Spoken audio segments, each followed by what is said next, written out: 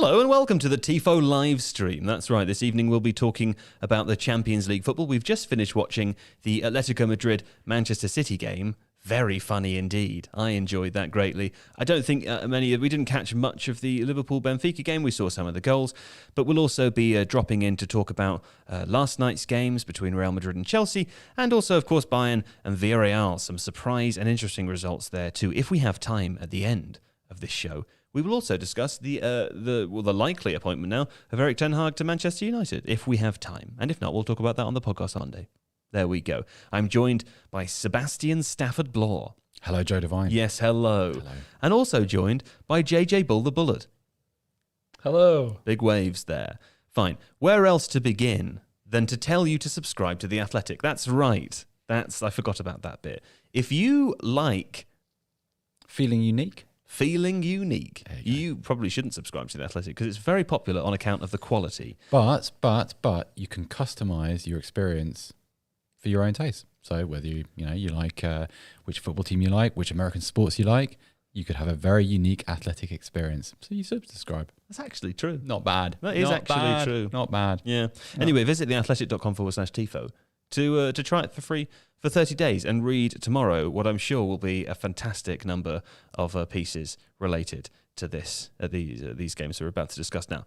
But beginning, Atletico Madrid 0 aggregate, 1 aggregate 0 Manchester City. Is that clear? I think you did quite well. Yeah. I was expecting you to stumble a little bit more through that. No, you did pretty good. This game, it might be, JJ, my favourite 0-0 game of all time. That's because it just happened. Well, sure, of course, yeah. Also, I go to the cinema, I watch a film, I say, well, that was my favourite film of all time because I've forgotten about all the other good ones. But should we just do a thing where we don't pretend that it wasn't amazing fun at the end when they're all going nuts? It was it's amazing. Well, I don't know why. It's something we don't want to see. Well, no, listen, we do know why, because the broadcasters have a responsibility to say we don't want to see violence in the game, discourage violence. Obviously, we don't want to encourage violence, but let's not pretend it wasn't funny, because it was funny. Exactly. It wasn't funny when Phil Foden's head was bleeding. No one enjoyed that. No. In fact, that was just annoying. I don't like it when anyone's head is bleeding. But at the end, it was funny because there was nothing too serious about it. It was just people. Well, the end of the first leg, Atleti were trying to get people sent off as well. They started this thing in the final 5 minutes of games in Europe when it's not quite going their way. So it's almost like they'll go, I'll take a red card instead of a goal. Because at least then it's kind of like a bit they've got, and you can see the first foul on Foden was that's them probably trying to figure out what the ref is and isn't going to allow. That's the one that caused what looked like his head injury. Right? Felipe goes through the back of Foden. He knows exactly where he is. He's a big lad. Foden is not, and he crashes through the back of him. So your personal take on that is that you think that's him testing the referees? I think it's him letting Foden know he's there so that Foden can't do anything like he did in the first leg. Sure. So don't try any of that stuff in this game because I'm going to take you out. Yeah. It takes him out before he gets a chance to do any of that stuff. The referee doesn't book him, and so they've got precedent sent, so they know they can be pretty hard with challenges. Sure. Which is a weird thing. So the referee's got a really big decision to make there. And he didn't. What was amusing about that, and you actually called this, as soon as there wasn't a yellow given for that, you said that at the next opportunity, I think you actually said any Atletico player, but it happened to be Felipe again, who then went through the back of another player in not quite as bad a fashion, was instantly yellow carded. And I think referees think about it and they try and work out a way to even the score because he'll probably think, actually, he's been lying on the floor for a long time now and his head is bleeding quite a lot. That's probably not allowed. No. I've probably done a mistake. I think I've made a mistake. And there's tens of thousands of people watching me all thinking, he's made a mistake. Even if they're happy that he's made a mistake. He has made a mistake. Yeah. Aside from that, though, as we approached the end of the game, I think we weren't entirely sure what happened initially because, well, one suggestion from me, again, my opinion, I don't know whether this happened or not, but I wonder whether Savic steaming in to Foden at the end of the game, just after the Felipe challenge, was to try, I instantly thought, to try to distract from the fact that Felipe had kicked out at him after the tackle. I was saying to producer Don, this is something I've seen them do in basketball before. If one of their teammates is called for a foul, and it's their fifth or sixth foul or whatever they're about to foul out of the game, another teammate might raise their hand and take the foul to try to say to the referee, oh no, it was me, to protect the other player. Yeah. And maybe Savic was just angry that what looked like Phil Foden rolling around and diving, or maybe he rushed in very quickly to try to distract from the fact that his teammate, who was definitely on a yellow and maybe already should have had a red card, had just done a heinous foul. It wasn't that. No, I think he was just. Am I thinking too deeply about this? Yeah, I think there's probably many things at play here. He's definitely seen Felipe just going for a tackle with Foden. Doesn't look anything. It's very sly what he does. It's very snide and sly what Felipe does. A little small kick out. It's not enough to send Foden rolling around, I don't think. Right. But one of the things that I quite like to see in this Man City team, although I'm not supposed to say that I like it, but they're pulling out all the weasel moves. So Atletico are the kings of weaseling, and they are doing all these bits at the end where you hear about players always talk about getting nipped or grabbed, and they're grabbing Jack Grealish's hair and all that sort of stuff. Sure. And they're clearly trying to wind up Foden early in the game by like grabbing his face, like oh, you little baby, you know. And worth pointing out, just to intercept for 1 second, that Man City are kings of tactical fouls in the Premier League. Well, and also Pep Guardiola said in the pre-match to this, when he was asked about Simeone and Atletico's dark arts, that, well, we do that too. And they do. Oh yeah, not since only Atletico, but that's the thing. Like, they are really good at that, and it's infuriating to play against. But I bet when the final whistle goes, they're straight back to being just normal, nice people. When they're in game mode, you get people like that. They're just turned into nutcases for the game. Like fives. So Atletico haven't been particularly good this season. I know they're third place in La Liga, but it feels like that performance came from somewhere quite deep inside, as if it's kind of been dragged out of them by Simeone. Yeah. You get to a point 92 minutes into the game where they had their chances. I mean, maybe we'll call them half chances. They had opportunities to find an equaliser in that game. They definitely had chances, yeah. I suppose when you combine the kind of the enthusiasm, the energy, the aggression of the occasion with a little bit of rising disappointment, I think what you end up getting at the end, also with the atmosphere, because that's a crowd, isn't it? That's a very unique relationship between Simeone and the Wonder, just in the way that he's able to orchestrate things. I think put all those things together in concert, and chaos comes out at the other end. And I think that's what we saw. You know what, though? I get a little bit tired of the sanctimony on English commentary with this kind of stuff. Like you get it though. You get it. You know why they have to do that. It's their responsibility. No, I understand that. Like when you see players bleeding from the head, sure, and when you see kind of 20-man fights break out near the corner flag, fair enough. But at the same time, it feels like that die was cast from before the game started. Sure. Like the conversation is always about dark arts. It's always about cheating. It's always about this. And it's like, well, I don't think you can afford to be that pious. I don't think there are many innocents left at the top level of football. I would also say, I mean, it was the only reason that this 0-0 game was really fun. Without any of the weaseling. And they weren't swinging punches or anything. It was all very much like, hold me back. And that's the thing. There was no hiding actual behind Savage. Yeah, it was weird. Although it seemed like they were talking about it being chaotic, I felt it was all very controlled, and at no point was anyone ever in any danger. Yeah. The minute it becomes a point where you think someone might actually properly get hurt, I don't think Atleti are going to go through anyone and try and break their legs. No, but I think they're just trying to weasel them out of games and then do all that stuff that they're doing at the end. I couldn't see Savage is just infuriated with him and trying to pull him up by this shirt, just aggressive. But he's not trying to hit him. Sure. It's not on, but there's a sliding scale. Yeah, I mean it's on the verge of it, and I think that's kind of what they test. There's something about it, like something about the tone of the commentary, which makes me a little bit uncomfortable. And I agree. Yeah. There's an area they go to which I don't like and I don't really care for, and it happens too often, and it's an area they go to too quickly, in my opinion. And I know Atletico Madrid are maybe not the hill to die on with this kind of stuff, but at the same time, I think it's a little bit lazy just to lead into the cliche and to dismiss them as being just that, which I think most people would consider they're not.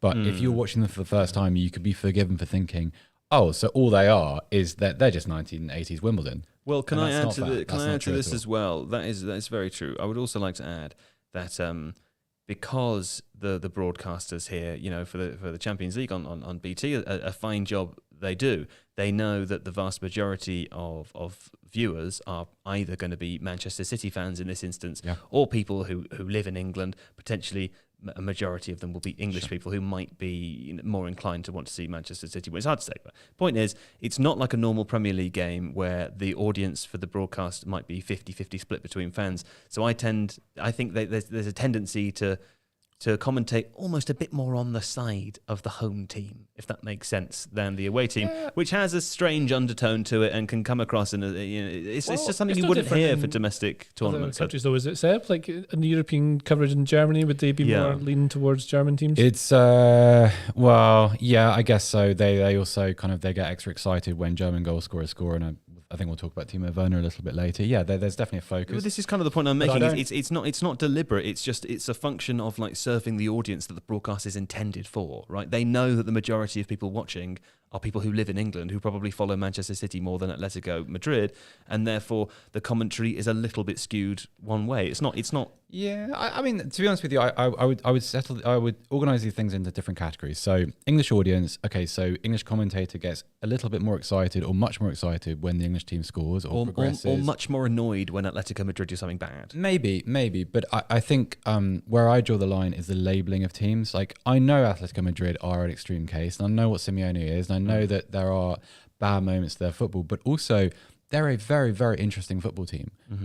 Not necessarily full of household names, and there's something about them which is intriguing, and which I think we could do a better job of selling on British television. Because, okay, yes, most of the people watching are British, and a lot of those people are Manchester City fans. At the same time, you might just have casual football watchers who don't perhaps get the opportunity to watch Spanish football very often, might be interested. How is it that Simeone has developed this relationship with that crowd and these players? How is it that he's able to extract a performance like that just as a one-off, because they haven't been great this season? What is this hold that he has over these players? That's kind of interesting, rather than just dark arts and time wasting and cheating. And okay, there is a lot of that, but I watch the Premier League every weekend. There's a lot of that there too. Like, it's, I know it's not in the same measures. I'm not trying to say otherwise. It's just, I hear it too often, and it's kind of grating. No, I get it. I should just say as well, on no one really being in danger, it'd been pointed out to me in the comments that Phil Foden's head was bleeding in the first few but you were talking about the end of the game when the sort of the scuffles. Do you know one thing I hadn't noticed? Man City had more players booked than Atletico did.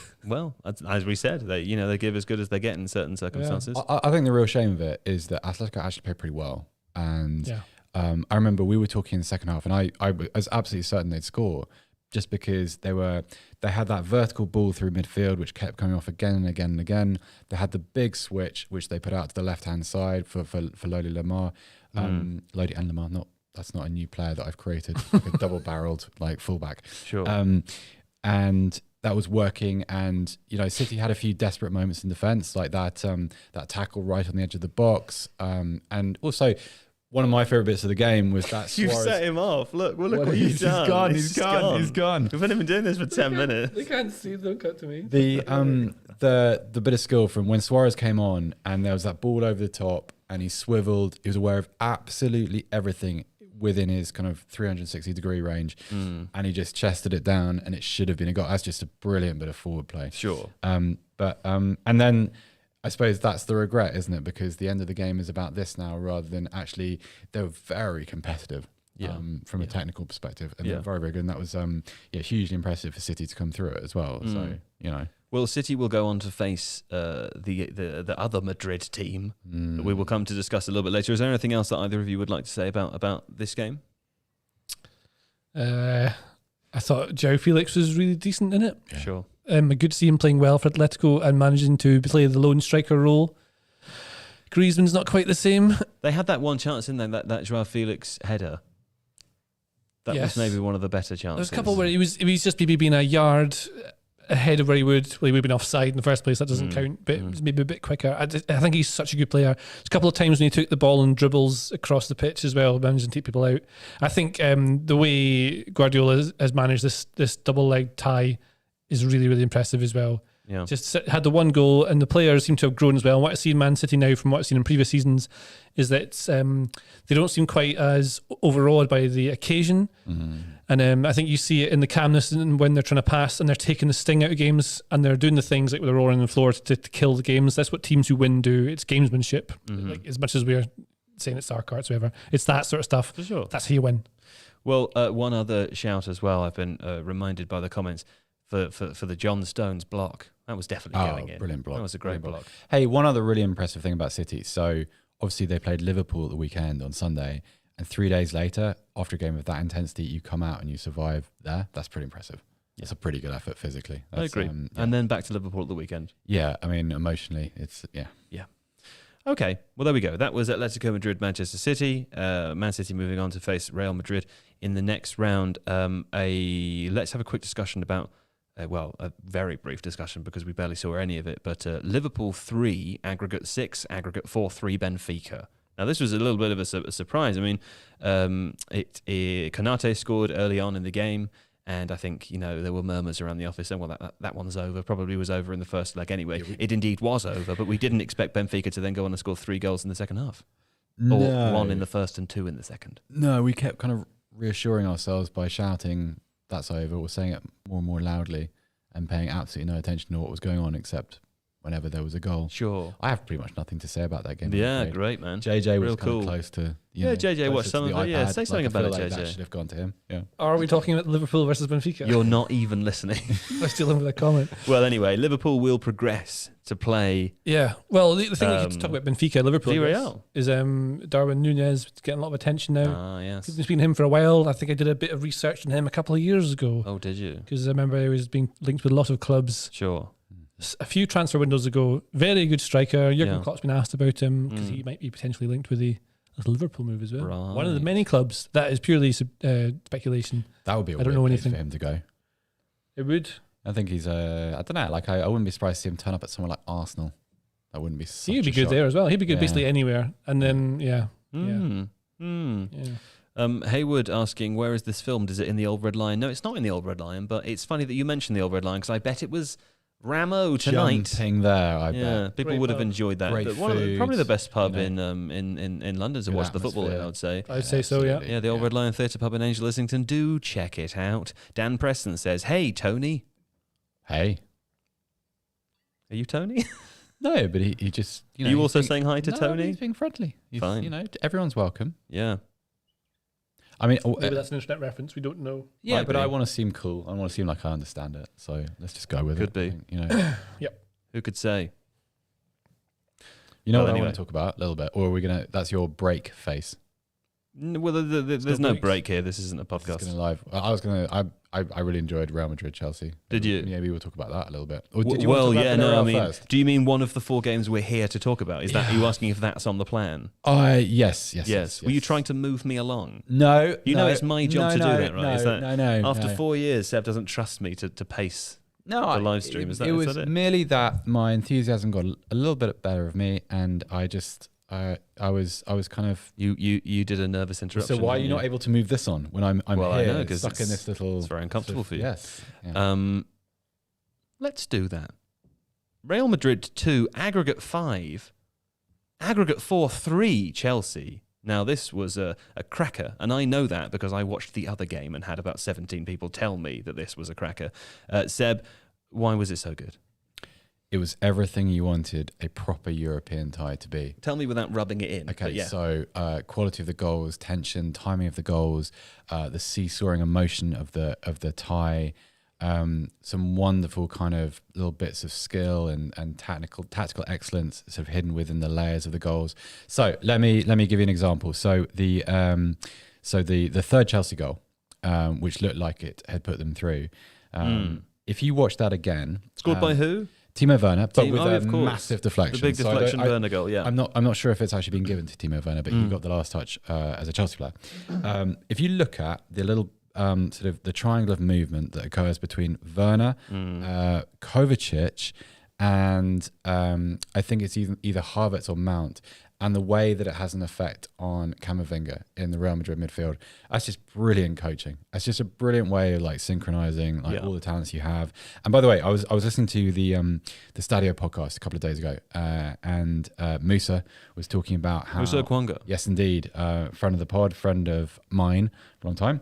And he was talking about how he thinks that's the best configuration of Chelsea. You've had a friend. You've got a friend. So he was talking about how that's the best configuration of Chelsea forwards because they all do something different. None of them kind of roam into each other's space. They all ask a different question, and those questions are kind of complementary of the abilities. So it's a bit like having a mashed potato, a baked potato, and potato dauphinoise No, all together on a plate? Not. No, it's like having mashed potato, gravy, and some kind of steak meat type some situation. kind of steak meat. Everything. I'm trying not to touch the microphone because that annoys you. Sure. It's just you got Varner. You got Werner making the runs behind the defense. Mount with the late arrivals into the box, and Havertz kind of just sort of appearing into space. These are all Moose's points. It's not original thinking on my part. I just thought it was a really, really good point to make, and it was kind of proved last night. It's a good podcast, Stadio. It's a fabulous podcast. It's on the Ringer FC. Yeah. It's worth listening to. Ryan and Musa. Yeah. Yeah. I actually didn't listen to anything you said because I was thinking about steak meat the whole time. You were hungry. Yeah. Well, no, I mean, just steak meat. It's funny. I mean, instead of those other kinds of meat. Yeah. Messi. Well, it could have been a messy pass. Modric's pass, JJ. Pass of the season? Pass of the season. I'm saying this because I know it will upset you if I say that. Was it the best pass you've ever seen? It was very. Tell very us good. why it was the best pass you've ever seen. It was very good. My issue with this is that people people like us analyze football to death. Just let them do the pass. Because we get excited though, and that if nothing else, that pass was exciting. Oh, I love watching it again and again and again. But I don't know how many.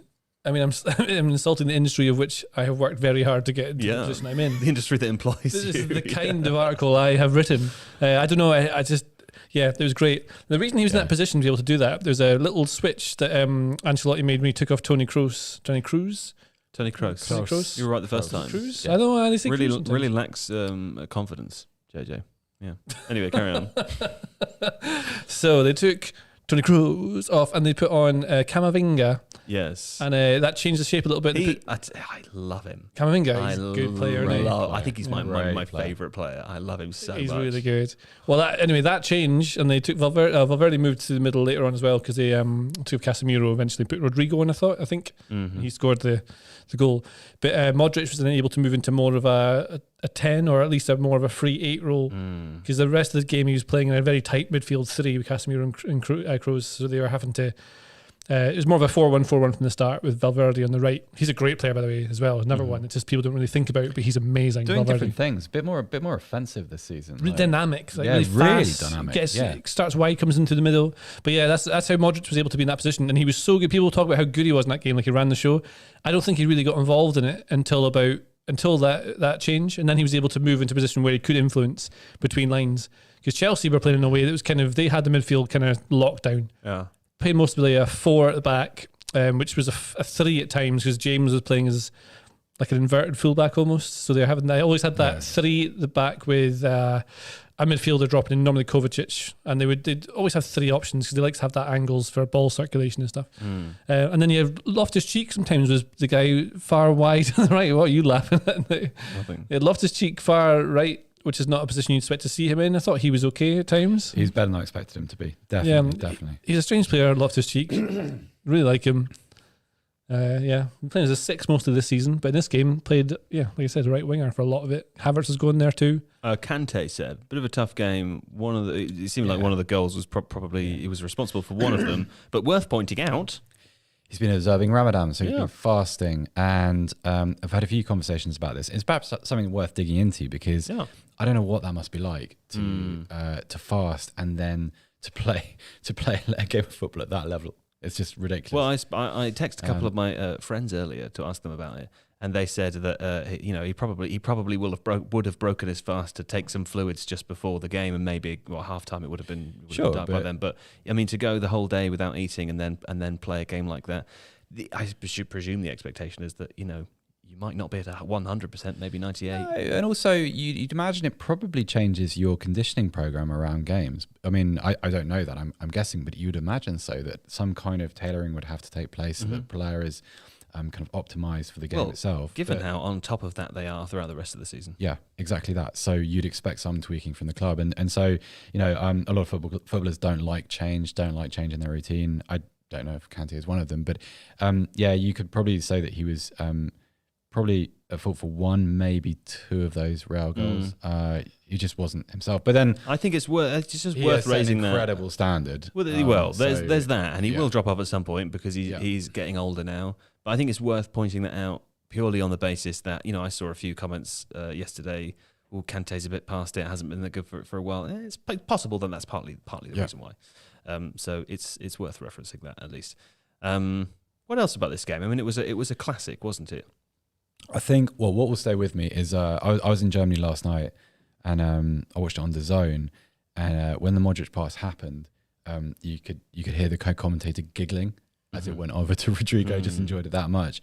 And we did this a little bit with Man City and Liverpool at the weekend, and it was theatre, wasn't it? It was full of plot twists, and it was full of excellence, and it was full of excellence at really, really important moments. Because so the Modric pass, the Rodrigo finish is pretty decent too. For a player that's just come on, must have had maybe 2 or 3 touches of the ball by the time he's being asked to play a cushioned volley at the back post past one of the best goalkeepers in the world in a critical situation. Also, I know it looked a little bit slapstick because of the way Rudiger kind of fell over, but I thought Vinicius' sort of teasing cross for the Benzema, the winner on aggregate, was brilliant. Like it was that kind of big game moment for Vinicius again, and also felt like it was a really calm pass. Really calm pass, and this has felt like Benzema's tournament. I think Benzema. It's worth pointing out Benzema also fasting. Probably doesn't have to run as much as Kante. Yeah, but I would say Benzema didn't have one of his better games yesterday. No. I felt like he was brilliant in the first leg. Of course, he's fabulous in the first leg. Scored that lovely hat trick. But then turned up with a decisive moment, and that felt very right given the kind of the tone of his performances. But I just loved it, and little plot twists as well, like Chelsea scoring goals past Thibaut Courtois, and Timo Werner having a little bit of redemption because obviously played quite well against Southampton at the weekend, but this is an entirely different matter.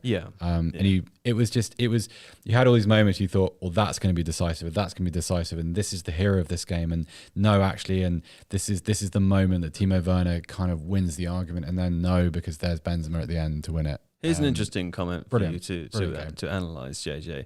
Christian Levy says the contrast between Rodrigo coming on and scoring compared with Pulisic coming on. That's quite a significant difference in level, or at least it was in the game yesterday. I think Pulisic's chances were very difficult to take. They were at a strange angle, and maybe a super elite player might have been able to do something special with them. He's no disrespect to Pulisic, very clearly a hugely talented player, but and I don't watch Chelsea week in, week out, but whenever I have watched them and seen him play, he very rarely has he wowed me. I haven't really had that moment with him yet as a viewer where I've seen something he's done and thought, oh wow, that's the player. He reminds me of a slightly less talented, or maybe a lot less talented, Raheem Sterling. He's good at the kind of running parts of it. He's good at dribbling with the ball, running at players. I think I'm not sure I'm basing this off, but like his positioning sometimes seems to be a little bit out. Like he's not quite on that, not ready to make the runs he needs to make. Doesn't see the pass. Like there's a few occasions this season where he's had the opportunity to set someone free. I think it's been Lukaku a couple of times actually, running off the back of the last man, and he hasn't made the right ball. And I think that's the thing that holds him back, is he's got the ability in his feet, but I don't think he maybe reads the game as well as he needs to. Where Sterling definitely does, but just can't finish his chances, even though he scores 100 goals a day. No, sure, 100 goals a day. He scores a lot of goals, is what I was trying to say, and I went down a wrong road. I feel a little bit sorry for Pulisic, because I think Pulisic, sorry, just because he exists in this place in the game because of his nationality. And there is always a conversation about him. There's always it's like he's been charged with becoming the first proper American superstar, and this is, you have to change the trajectory of the game. You have this amazing responsibility with the US national team as well. I remember watching him play. Do you remember that Super Cup game between Chelsea and Liverpool a couple of years ago? I thought it was great in that. He set up I think he set up a goal for Olivier Giroud in that. Sure.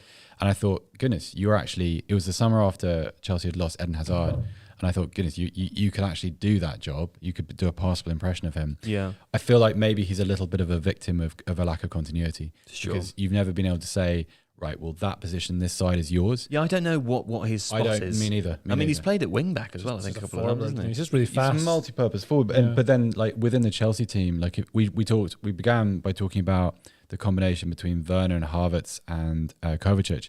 And you think, well, Pulisic hasn't really had the opportunity to develop those kind of relationships with anybody. He's like Ziyech. Ziyech hasn't either. Yeah. Because Ziyech is kind of just another very good player that they have that they just use in certain situations. One of those other forwards they bought. One of those other forwards, exactly. Yeah. So who came on in this game in extra time, I think, had an opportunity, blazed it wide, as far as I remember. It was the final chance. You got really upset about that. You texted me. I was upset about that. I thought, he had an opportunity to pass. He was coming in wide. There was one or two Chelsea players in the box. It's clearly probably going to be the best last chance of the game, and he shoots and is nowhere near scoring. And I think if you've only just come on, fatigue is not an issue here. You have to be aware. You have to be aware of context. Right? You have to make a good decision. That's what a good player does. Then maybe a goalie's looking at him making the easy pass. Sure. And then you can catch him up. As always, easy for me, sat on my couch to retrospectively say these things. On that last comment as well, the difference between Pulisic coming on and Rodrigo, there's a tactical one as well, because Rodrigo played wide right as a winger. Mm-hmm. Which Real didn't really have at the time because of Valverde in that position, so it gave them that kind of width later on. And Alonso was so far forward for the entirety of the game, like he was really far forward, playing as like an extra striker at times.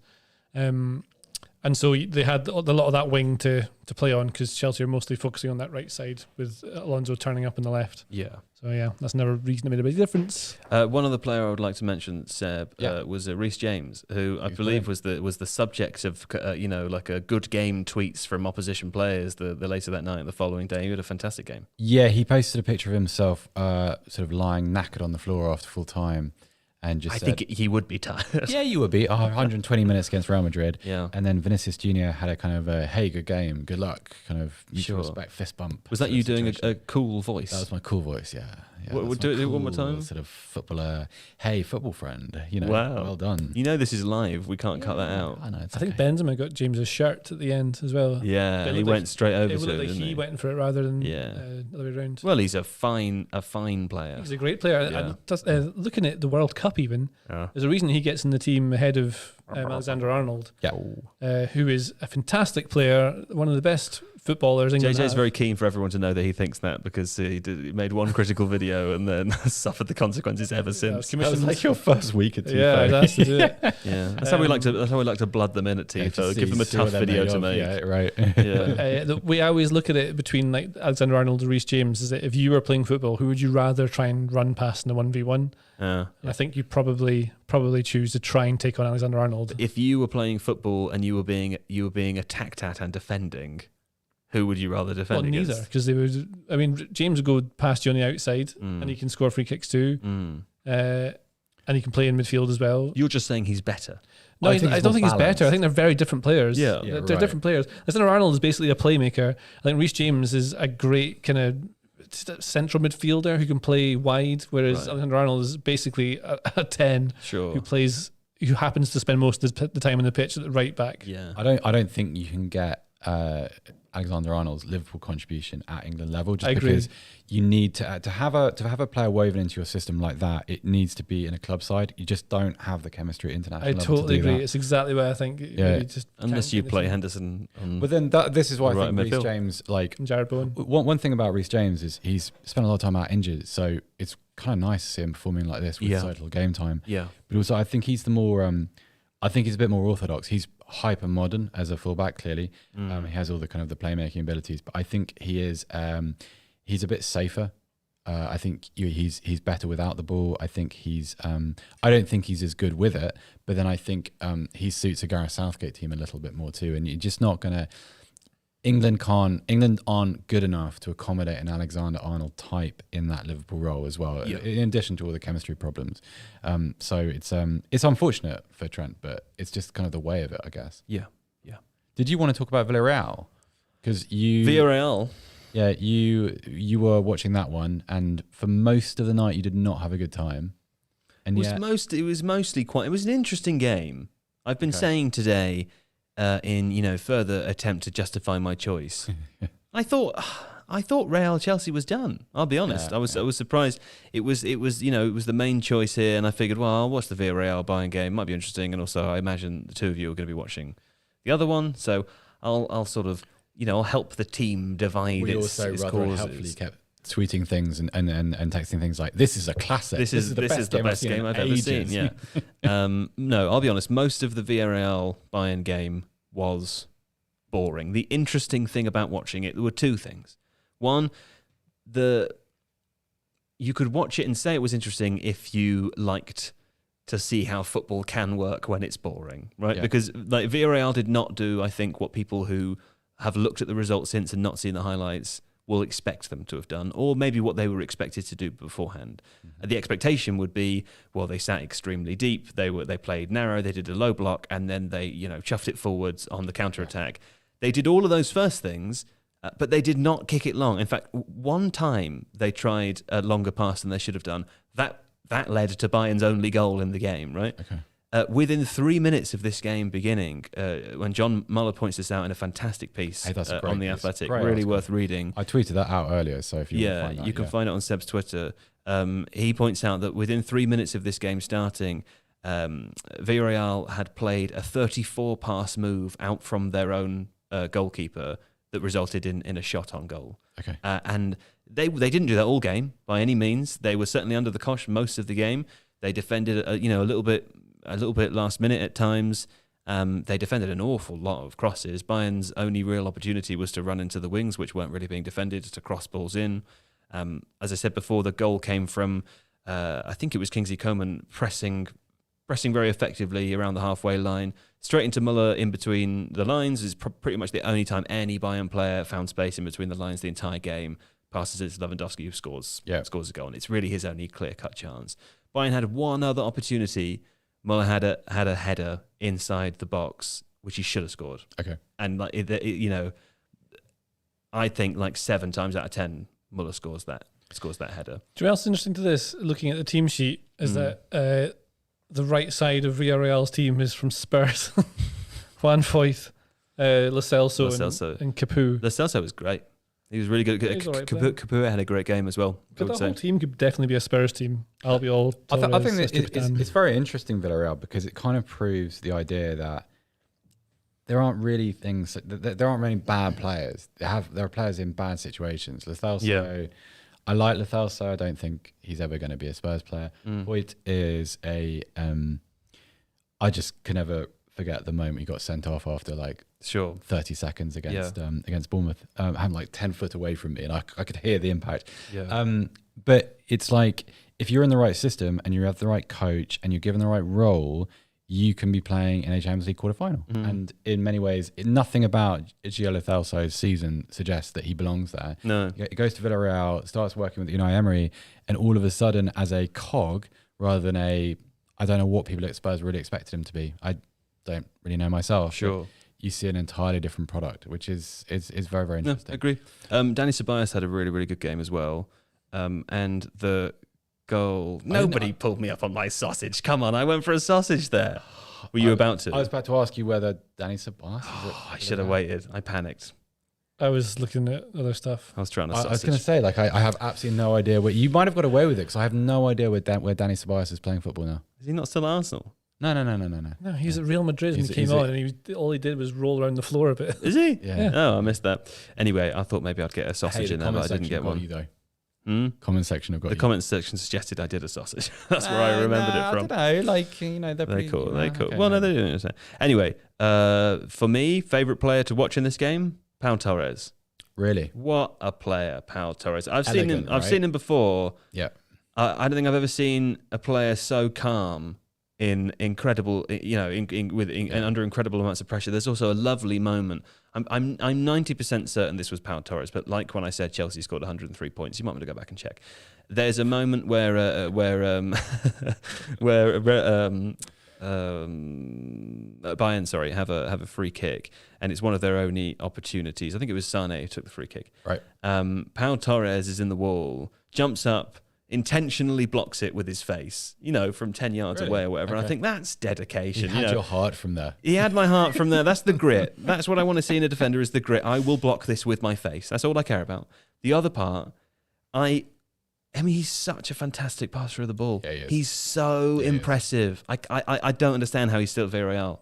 Well, one of the knocks on him actually is that because I think of him as kind of an elegant, calm defender.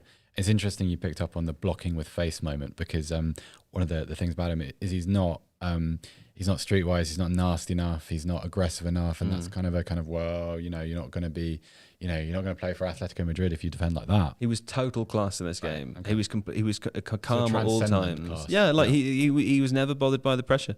I thought it was fantastic. I like to see a player who can pass the ball like that and can deal with 100 crosses into his own box in one game. I thought he was very impressive. Also, of course, a shout as well for Chukwueze, the substitute who came on and scored after about 5 minutes of being on. It was a sort of strange finish. I watched it about 6 times. I couldn't work out whether he meant it or not, but it was a goal. So he's an interesting player too, because he's a little bit feast or famine in the sense that he's either excellent or kind of indifferent. But he's when he's in the mood and given the ball in the right situation, like he's a problem for just about anybody. Sure. Like if you think about the kind of the players in that Bayern backline, it's a bit of a statement to score a decisive goal in that moment. Well, the other reason I liked this game, yeah, and again, I'll just preface this by saying I had to find find reasons why it was the right game to watch, was because it was one of those great. It was a great exhibition of a psychological battle. Right, Villarreal come into the game 1-0 up. Right, so you would think that they would be on top, psychologically. No. They're coming to the Allianz Arena, right? It's Bayern Munich. Of course, you're still expecting Bayern to win and go through, even though they're coming at this disadvantage. From the beginning, Villarreal had the kind of underdog mentality, but they were unmovable. And the longer that the game went on, the more nervous Bayern became, and the more confident it seemed that Villarreal were playing, even though they were extremely confident from the beginning. Cut to Bayern scoring a goal, and you think, okay, if there's any game where a Bayern goal is going to massively change that, it's this game. It didn't change. Yeah. Villarreal, they maintained, they had a kind of siege-like psychological mentality where that Bayern had scored wasn't going to change their game plan. It wasn't going to change how calm they were on the ball. It had been drilled into them by Emery. It doesn't matter. You'll get an opportunity at some point in the game. And they just carried on as if nothing had happened. There's this wonderful moment, or a couple of them in the game, early on, Bayern forwards just look baffled that they're not kicking the ball, like they're having to do all this pressing within the first 5 minutes of the game, running from wing to wing. Halfway through, the Bayern scored the goal. There's a couple of minutes where it's a bit of a frenzy. You think they might get a second really quickly. When they don't, they look a bit confused again as to think, well, how are we not psychologically on top at this point? We have all the momentum, and they still weren't. Well, if you're Bayern Munich, and if you're kind of your domestic default at home is just to knock teams over. I know they haven't been great over the last couple of weeks, but so many of those players are used to getting a goal and watching a team's mentality change. Hey, look what happened to RB Salzburg in the last round. Came back with a really good result at home and then got absolutely smashed by Bayern. And as soon as the first goal goes in, everything changes. Yeah. And can you imagine as a player, like being in that environment, Bayern Munich, with like you're facing Muller and Gnabry and Sane and Kimmich and goodness, all of them. And then you go a goal down and you still don't change. You still have the kind of the composure and the resilience. I think that's fantastic. It's what John's article actually does really well, is describe that. And there's a few sequences that he goes into detail with, which really make that piece of work, but also describe what Joe's going on about with the, mentality. John Muller's piece is very much worth reading. Yeah. Okay, before we finish, a quick thought experiment. Liverpool, I believe they have Villarreal in the semi-final. Is that right? I think that's the case. Mm-hmm. Will you just check that for me? I'll check it. I'll check it. You talk to JJ. And the assumption that this is correct, JJ. Yeah. There was I think I remember a comment, maybe it was the commentary during the Villarreal game, someone at least suggesting that in a way, Liverpool might have preferred to play Bayern. Like it's going to be difficult for them to break Villarreal down. Like it's not an easy game. And in some ways, a big thumbs up from Seb, that is going to be the fixture. In some ways, playing against Bayern Munich, when you're a team as good and as confident as Liverpool, you'll get the opportunities. There'll be a bit more space to play in. It's a very different challenge, isn't it? Well, every team in the semi-final of the Champions League is tough. So, no, you'd much rather play Villarreal and Bayern Munich. Would Come you? on. Yeah. What are you talking about? But Villarreal just beat Bayern Munich. Yeah, but in these big games, all the individual players, I think, that win it. So like Lewandowski could win it. I know they didn't against Villarreal, right? They'll beat Villarreal. I don't know. I think that's a sort of Liverpool a lack of confidence thing. I think I'd rather play Bayern. No, I think the game is going to be a bit more open. You're going to have more. You're going to have better opportunities if you've got faith in your goal scorers to score. It's like when they play against a team who sits in the block or whatever, nice and deep, then that's when they maybe have trouble because Villarreal are a really good team doing it. But I seem to remember them doing pretty well against Atletico when they came up against them, doing very similar in previous seasons. They'll be absolutely fine. No. I don't think it's a crazy thing. I know they're good. I'm not trying to say Villarreal not good. Yeah. But I think Villarreal are going to win. You think they're going to beat Liverpool? Yeah. I think they're going to beat Liverpool in exactly the same way they just beat Bayern. I think they're going to frustrate them over 180 minutes, and I think they're going to play extremely confidently. It's going to take. The difference is you have Mane, who is an absolutely outstanding presser, right? And like that's Mane the versus Foyt worries me. Sure, if I'm a Villarreal. Sure, and not to suggest that Bayern's forwards are not good at pressing, but there's a couple of much older players at the head of that line who are going to struggle. Mane with his pressing game, that's the difference between the two ties. But I think it's really, really hard. Like having watched that team, I don't want to play them. I really don't. The thing is, though, no matter what the score is, when they go back to Anfield, the stand sucks the ball in.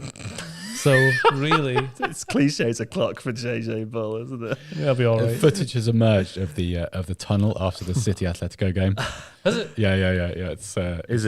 It's what you'd expect. Is it just tussling? It's Sime Vasalko doing some hold me backing. Sure. Also, I'm going to read a tweet from my friend David Hartrick. He says, describes Atletico Madrid as a load of cardboard bullies, hearts the size of Smarties, all of them the bouncer with the clipboard who stands behind the actual muscle.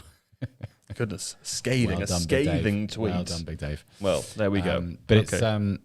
So that's still going on. Game hasn't actually. The game has finished. The fight counter to what JJ said about half an hour ago. And I expect when they walk off the pitch, they're just back to normal, completely back to normal. Hey, that's the size of Smarties, boy. Actually, Felipe Cardenas of the Athletic has posted even better tunnel footage of the fight beginning. Oh, actually, and it looks like Griezmann throws a bottle. Or it might be Griezmann. I think let's not live describe events. It's pretty great. Great. Sure, but there's a very good chance that you might accidentally libel someone by just describing the events of an internet video on a live stream. There are videos. It's probably not a good call. It's probably not a good call. Yeah. You are right. Yeah, yes, you are right. Yes. I expect better from you. Sorry, self-censor. Sorry. This guy trying to get us all in trouble here, Don. Yeah. He's trying to get us in trouble. The other semi-final tie, Manchester City, Real Madrid. Oh, it's a big game. Go on, football. Go on, football. Liverpool Man City is going to be an amazing final. Yeah. No. Yeah. Madrid are going to win. Come on. It's going to be Madrid Villarreal. I don't know whether Real have another gear, and I think they need it to be I just think Benzema's going to drag them all the way. I don't know. I'm a romantic. I think City have got them. Probably.